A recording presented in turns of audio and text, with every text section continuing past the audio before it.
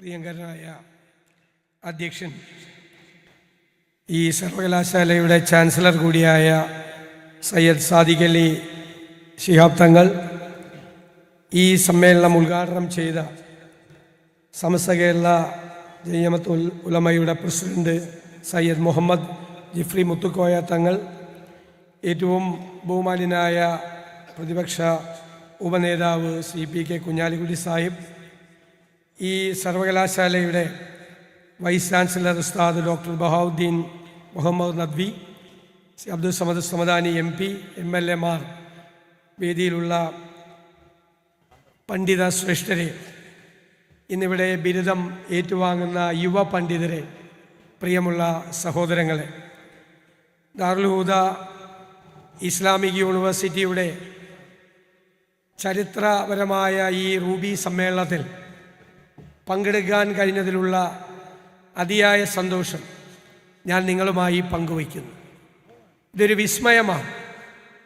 40 വർഷക്കാലം കേരളത്തിലോ രാജ്യത്തോ മാത്രമല്ല, ലോകത്തിൻ്റെ വിവിധ ഭാഗങ്ങളിലേക്ക് പ്രബോധനങ്ങൾ നടത്താൻ ആത്മീയമായും ഭൗതികമായും കരുത്തുള്ള മാറി മാറി വന്ന തലമുറകളെ സംഭാവന ചെയ്ത വലിയൊരു വിദ്യാഭ്യാസ സ്ഥാപനത്തിൻ്റെ മുറ്റത്താണ് നമ്മൾ നിൽക്കുന്നത് എന്നുള്ള അഭിമാനബോധമാണ് എൻ്റെ മനസ്സിൽ നിറയെയുള്ളത്.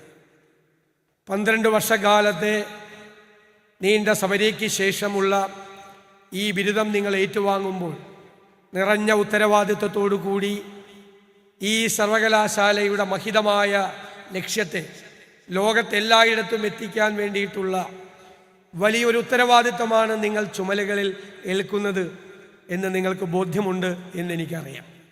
എന്താണ് ഈ സർവകലാശാലയുടെ സന്ദേശമെന്ന് ഉദ്ഘാടന പ്രസംഗത്തിലും അധ്യക്ഷ പ്രസംഗത്തിലും അതിമനോഹരമായി വ്യക്തമാക്കി. ഉദ്ഘാടനം നടത്തിയ അഭിവന്ദ്യനായ സയ്യദ് ജിഫ്രി മുത്തുക്കോയ തങ്ങൾ പറഞ്ഞത്, കാലത്തിൻ്റെ മാറ്റത്തിനനുസരിച്ച് ഉൾക്കൊള്ളാൻ കഴിയാവുന്ന കാര്യങ്ങളെ ഉൾക്കൊള്ളണം എന്നാണ്. നമുക്ക് ഉൾക്കൊള്ളാൻ കഴിയുന്ന കാര്യങ്ങൾ, കാലത്തിൻ്റെ കുത്തൊഴുക്കിൽ ഒരുപാട് മാറ്റങ്ങൾ ലോകത്തെല്ലായിടത്തും ഉണ്ടാകുമ്പോൾ ആ മാറ്റങ്ങൾക്ക് നമുക്ക് ഉൾക്കൊള്ളാൻ കഴിയുന്നവരെ ഉൾക്കൊള്ളണമെന്നാണ്. പഴമ മോശമാണെന്നല്ല അതിനർത്ഥം. പഴമയുടെ പാരമ്പര്യത്തെ നിലനിർത്തിക്കൊണ്ട് തന്നെ പുതുമയെ കൈകൊടുത്ത് സ്വീകരിക്കാൻ കൂടി തയ്യാറാകണം എന്ന സന്ദേശമാണ്. ഇത് ആത്മീയ വിദ്യാഭ്യാസം മാത്രമല്ല, ഭൗതിക വിദ്യാഭ്യാസം കൂടി തന്ന് ലോകത്തെ വലിയ സന്ദേശം എത്തിക്കാൻ വേണ്ടിയിട്ടാണ് എന്ന് അദ്ദേഹം ഉദ്ഘാടന പ്രസംഗത്തിൽ സൂചിപ്പിച്ചു. അധ്യക്ഷ പ്രസംഗത്തിൽ പറഞ്ഞൊരു വാചകം ഹൃദയവിശാലതയാണ്. അഭിവന്ദ്യനായ പാണക്കാട് തങ്ങൾ പറഞ്ഞത് ഹൃദയവിശാലതയാണ്. പിന്നെ രണ്ടാമത്തെ വാക്ക് പറഞ്ഞത് ബഹുസ്വരതയാണ്. എല്ലാത്തിനെയും നേരിടാൻ നമുക്ക് കഴിയും. ഹൃദയവിശാലതയോടുകൂടി നിങ്ങൾ ലോകത്തെ നോക്കിക്കാണണമെന്നാണ് പറഞ്ഞത്. ഇടുങ്ങിയ വഴികളിലൂടെ നിങ്ങളെ യാത്ര ചെയ്യാനല്ല നിങ്ങളെ അദ്ദേഹം പ്രേരിപ്പിച്ചത്. വിശാലമായ കാഴ്ചപ്പാടോടുകൂടി ഈ ലോകത്തെ മുഴുവൻ നോക്കിക്കാണണം. ഒരു ബഹുസ്വര സമൂഹത്തിലാണ് നിങ്ങൾ ജീവിക്കുന്നത് എന്ന് അദ്ദേഹം ഓർമ്മപ്പെടുത്തി. വൈവിധ്യങ്ങളുടെ നടുവിലാണ് നമ്മൾ ജീവിക്കുന്നത്. നമ്മുടെ മതവിശ്വാസത്തെ ഉയർത്തിപ്പിടിച്ചുകൊണ്ട്, ആ മതവിശ്വാസത്തെ പ്രചരിപ്പിച്ചുകൊണ്ട് തന്നെ മറ്റുള്ള മതങ്ങളിൽ വിശ്വസിക്കുന്ന ആളുകൾ കൂടി ജീവിക്കുന്ന ഒരു ബഹുസ്വര സമൂഹത്തിലാണ് നമ്മൾ ജീവിക്കുന്നത് എന്നുള്ള ഓർമ്മപ്പെടുത്തൽ. ഇന്ന് ഇസ്ലാമോ ഫോബിയോ പ്രചരിപ്പിക്കാൻ വേണ്ടി ശ്രമിക്കുന്നവർക്കെല്ലാം, ഇടുങ്ങിയ ചിന്തകൾ പ്രസരിപ്പിക്കാൻ വേണ്ടി ശ്രമിക്കുന്നവർക്കെല്ലാം ഉള്ള മറുപടിയാണ് ഇന്ന് ഈ സർവകലാശാലയുടെ മുറ്റത്ത് നിന്നും ഉയർന്നു കേൾക്കുന്നത് എന്ന് സന്തോഷത്തോടു കൂടി പറയാൻ ഞാൻ ആഗ്രഹിക്കുന്നു. ഞാൻ എപ്പോഴും പറയും, 20-ാം നൂറ്റാണ്ടിൻ്റെ ആദ്യ പകുതിയിൽ ലോകത്ത് സംഭവിച്ചത് തന്നെ 21-ാം നൂറ്റാണ്ടിൻ്റെ ആദ്യ പകുതിയിലും ലോകത്ത് എല്ലായിടത്തും നടന്നുകൊണ്ടിരിക്കുകയാണ്. ഹിറ്റ്ലറെയും മുസോളിനിയെയും സ്റ്റാലിനെയും പോൾപോട്ടിനെയും 2 മഹായുദ്ധങ്ങളെയും കോടിക്കണക്കിന് മനുഷ്യരുടെ മരണത്തെയും ദുരന്തങ്ങളെയും അവരുടെ ടോർച്ചറിങ്ങിനെയും നാടുകടത്തലിനെയും എല്ലാം കണ്ട ദുരന്തമായിരുന്നു 20-ാം നൂറ്റാണ്ടിലെ ആദ്യ പകുതി എങ്കിൽ അതിൻ്റെ വേറൊരു ഫോർമാറ്റാണ് 21-ാം നൂറ്റാണ്ടിൻ്റെ ആദ്യ പകുതിയിൽ ലോകത്തെല്ലായിടത്തും ആവർത്തിക്കപ്പെടുന്നത്. വംശീയ സംഘർഷങ്ങൾ ഉണ്ടാക്കാൻ വേണ്ടി ശ്രമിക്കുന്നു. ആളുകളെ ഭിന്നിപ്പിക്കാൻ വേണ്ടി ശ്രമിക്കുന്നു. ഭിന്നിപ്പിൻ്റെതായ ഒരു ഹെയ്റ്റ് ക്യാമ്പയിൻ. ഞാൻ ഇന്ത്യയിൽ മാത്രം നിന്നുകൊണ്ടല്ല പറയുന്നത്, ലോകത്തെല്ലായിടത്തും ആ വിദ്വേഷത്തിൻ്റെ ക്യാമ്പയിനാണ് അവരുടെ എല്ലാം ആയുധം. ഞാൻ ബഹുമാന്യനായ MP സമദാനി സാഹിബിനോട് പറഞ്ഞു, 20-ാം നൂറ്റാണ്ടിൻ്റെ ആദ്യ പകുതിയിൽ ഹിറ്റ്ലർക്ക് വേണ്ടി പ്രചരണം നടത്താൻ ഉണ്ടായിരുന്നത് ഗീബൽസ് ആണെങ്കിൽ ഇന്നത്തെ ഭരണാധികാരികൾക്ക് വേണ്ടി ഇത്തരം ദുഷ്പ്രചരണങ്ങൾ നടത്താൻ വരുന്നത് PR ഏജൻസികളാണ്. ഗീബൽസ് ചെയ്തുകൊണ്ടിരുന്നത് തന്നെ ഈ നൂറ്റാണ്ടിൻ്റെ ആദ്യ പകുതിയിൽ ഈ PR ഏജൻസികൾ ആവർത്തിക്കുന്നു. അവർ തെറ്റായ പ്രചരണങ്ങൾ നടത്തുന്നു. അവർ മനുഷ്യരെ ഒറ്റപ്പെടുത്താൻ വേണ്ടിയിട്ട് ശ്രമിക്കുന്നു. അത് ലോകത്തിൻ്റെ വിവിധ ഭാഗങ്ങളിൽ നിന്ന് കേൾക്കുന്നുണ്ട്, ഡൽഹിയിൽ നിന്ന് കേൾക്കുന്നുണ്ട്. പക്ഷേ നമ്മളെ ദുഃഖിപ്പിക്കുന്നത് അത് തിരുവനന്തപുരത്തു കൂടി നിന്ന് കേൾക്കുന്നു എന്നുള്ളത് നമ്മളെ വേദനിപ്പിക്കുക ഒന്നാണ്. തങ്ങളിവിടെ സൂചിപ്പിച്ചതുപോലെ കേരളം വളരെ വ്യത്യസ്തമാണ്.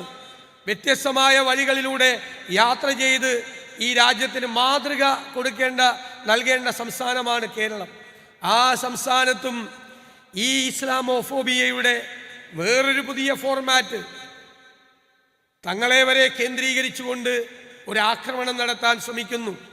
ഇവിടെ ഞാൻ സൂചിപ്പിച്ചത്, മുനമ്പം സംഭവം ഉണ്ടായപ്പോൾ 2 സമുദായങ്ങളെ, 2 മതങ്ങളെ വ്യത്യസ്ത ചേരിയിലാക്കി അവരെ ശത്രുക്കളാക്കി പരസ്പരം ഭിന്നിപ്പിക്കാൻ ശ്രമിച്ചപ്പോൾ പാണക്കാട് സാദിഖ് അലി ശിഹാബ് തങ്ങളിൻ്റെ ഭാഗത്ത് നിന്ന് ഒരു വലിയ ഇടപെടലുണ്ടായി.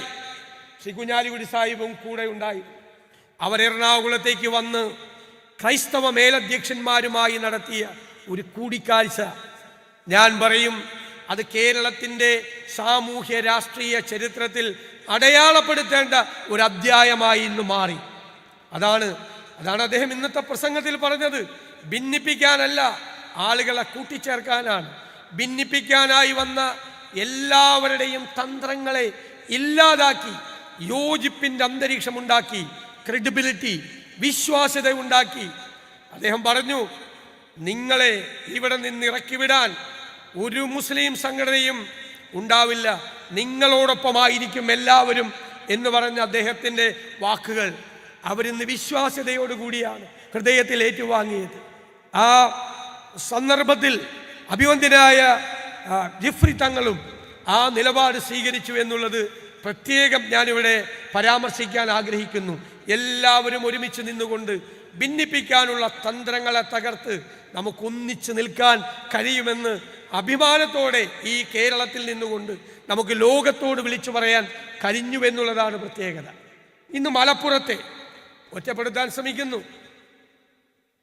മലപ്പുറത്ത് മുഴുവൻ കുഴപ്പമാണ് എന്ന് വരുത്തി തീർക്കാൻ ശ്രമിക്കുന്നു. അതെല്ലാം ഇസ്ലാമോഫോബിയയുടെ വേറെ ഭാഗങ്ങളാണ്. ഒരു ലേഖനത്തിൽ പരിണതപ്രജ്ഞനായ ഒരു നേതാവിനെ കൊണ്ട്, അദ്ദേഹമാണോ എഴുതിയത് എന്ന് എനിക്കറിയില്ല, അദ്ദേഹത്തെ കൊണ്ട് എഴുതിച്ചു, ഈ വിഭജന കാലത്ത് ഏറ്റവും കൂടുതൽ പാകിസ്ഥാൻ വാദം ഉണ്ടായത് മലപ്പുറത്ത് നിന്നാണ് എന്ന്. ഒന്നന്ന് മലപ്പുറം ഉണ്ടായിരുന്നില്ല, അത് പഴയ മദിരാശി സംസ്ഥാനത്തിൻ്റെ ഭാഗമായിരുന്നു ഈ പ്രദേശം എന്ന് പറയുന്നത്. ഈ ആക്ഷേപം ഉന്നയിക്കുന്ന ആളുകൾ ഇന്ത്യയിലെ എല്ലാ പ്രവിശ്യകൾക്കും സ്വാതന്ത്ര്യം കൊടുക്കണം എന്ന് അന്ന് വാദിച്ച ആളുകളാണ്. ഇവിടെ നിന്ന് ഒരു ശബ്ദം ഉണ്ടായില്ല. ഭരണഘടനാ അസംബ്ലിയിൽ രാജ്യത്തിന് വേണ്ടി വീറോടെ വാദിച്ച സീതി സാഹിബിനെ വരെ ആ ലേഖനത്തിൽ അപമാനിച്ചു. ഇതൊക്കെ പറയുന്നത് ഇതെല്ലാം വേറെ തന്ത്രങ്ങളാണ്, വേറെ രീതികളാണ്. എന്താണ് ഡൽഹിയിൽ നിന്നുകൊണ്ട് കുറേ ആളുകൾ ഭിന്നിപ്പുണ്ടാക്കാൻ ശ്രമിക്കുന്നത്? അവരുടെ കയ്യാളുകളായി, അവരുടെ ശബ്ദമായി, അവരുടെ ജിഹ്വയായി ചില ആളുകൾ കേരളത്തിലും അതുണ്ടാക്കാൻ പോകുന്നു, ഉണ്ടാക്കാൻ ശ്രമിക്കുന്നു എന്നതിൻ്റെ സൂചനകളാണ് ഉണ്ടായത്. സെപ്റ്റംബർ 21-ാം തീയതി മലപ്പുറം ജില്ലയെക്കുറിച്ച് ഡൽഹിയിലെ ദേശീയ മാധ്യമങ്ങളിൽ ഒരു PR ഏജൻസി ഒരു വാർത്ത കൊടുത്തു.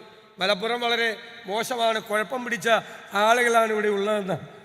21-ാം തീയതി ഒരു പത്രസമ്മേളനം നടത്തി. ആരാണെന്ന് ഞാൻ ഇവിടെ പറയുന്നില്ല.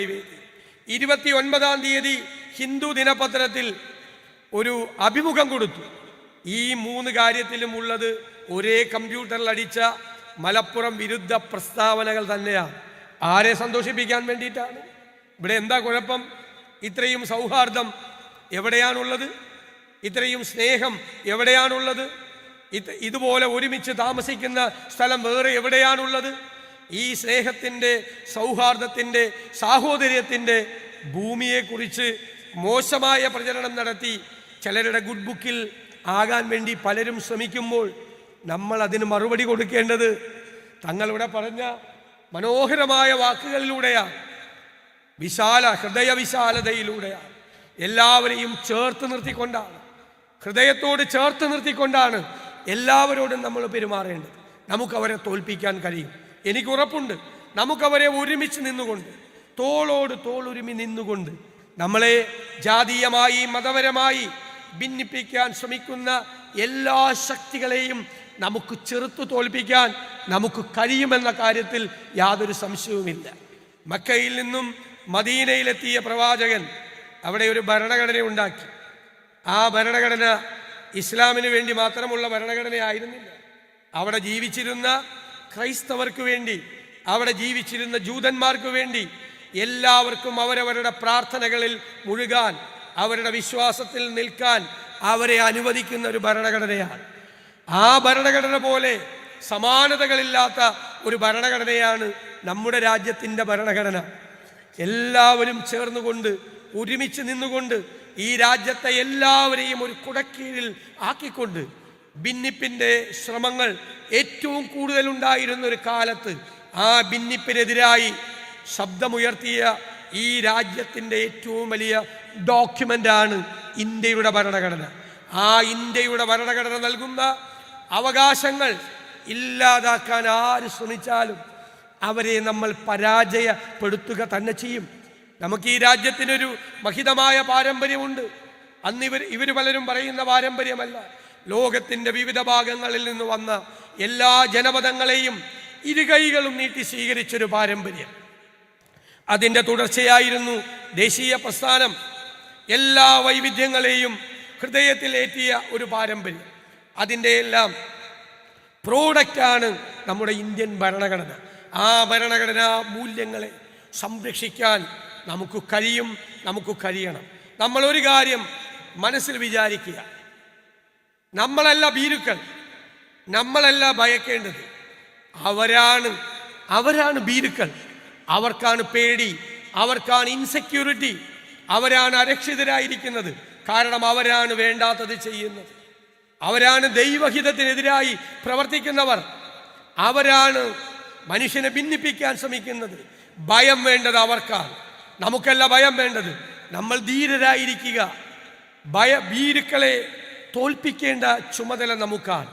നിങ്ങൾ ഈ കേരളത്തിലും രാജ്യത്തിൻ്റെ വിവിധ ഭാഗങ്ങളിലും ലോകത്തിൻ്റെ വിവിധ ഭാഗങ്ങളിലും നിങ്ങൾ ഇവിടെ നിന്ന് നൽകിയ ഈ മഹത്തായ സന്ദേശം ലോകത്തിൻ്റെ വിവിധ ഭാഗങ്ങളിൽ പ്രബോധനങ്ങളിലൂടെ മനുഷ്യ മനസ്സുകളിലേക്ക് എത്തിക്കാൻ ശ്രമിക്കുന്ന ഈ സർവകലാശാലയുടെ അംബാസഡർമാരായി മാറട്ടെ എന്ന് ആശംസിച്ചുകൊണ്ട് ഈ ചടങ്ങിൽ പങ്കെടുക്കാൻ കഴിഞ്ഞതിലുള്ള സന്തോഷം ഒരിക്കൽ കൂടി പ്രകടിപ്പിച്ചുകൊണ്ട് ഞാൻ എൻ്റെ വാക്കുകൾ ചുരുക്കുന്നു. നന്ദി.